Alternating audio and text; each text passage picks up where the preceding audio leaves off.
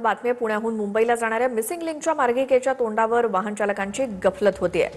तसं बघायला गेलं तर 2 किलोमीटरवरती एक मोठा एमएसआरडीसी प्रशासनाकडून दिशादर्शक फलक लावण्यात आलेला आहे।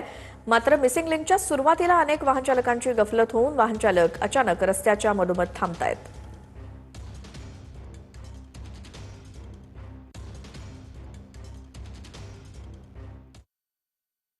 महाराष्ट्र दिनी पुणे मुंबई एक्सप्रेसवेवरील हा मिसिंग लिंक जो आहे तो सुरू झाला। आपण पाहू शकतो की आता पुण्याहून मुंबईला जाणारी ही मार्गिका आहे।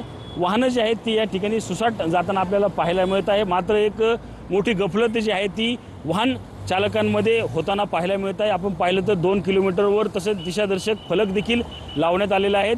जड वाहतूक असेल त्यांना या मिसिंग लिंकमधून जी आहे ती बंदी करण्यात आली आहे। चालकांना लोणावळा शहरात जायचं असतं तर काही वाहन चालकांना मुंबईच्या दिशेने जायचं असतं। मात्र अचानकपणे आलेला या दोन्हीही रस्त्यांमुळे जी आहे ती मोठी गफलत जी आहे ती या वाहन चालकांची होताना पाहायला मिळते। आपण पाहू शकतो की हा जो पुणे मुंबई एक्सप्रेसवे आहे या ठिकाणून लोणावळ्याच्या दिशेने जातात, तर याच बाजूने जे आहे ते मिसिंग लिंकवरून थेट लोणावळा क्रॉस करत खोपोलीच्या बाजूला हा रस्ता उतरतो। त्यामुळे अनेक वाहन चालकांची जी आहे ती या ठिकाणी गफलत होताना पाहायला मिळते। मात्र या गफलतीमुळे अनेक अपघात जे आहे ती होण्याची शक्यता या ठिकाणी नाकारता येत नाही।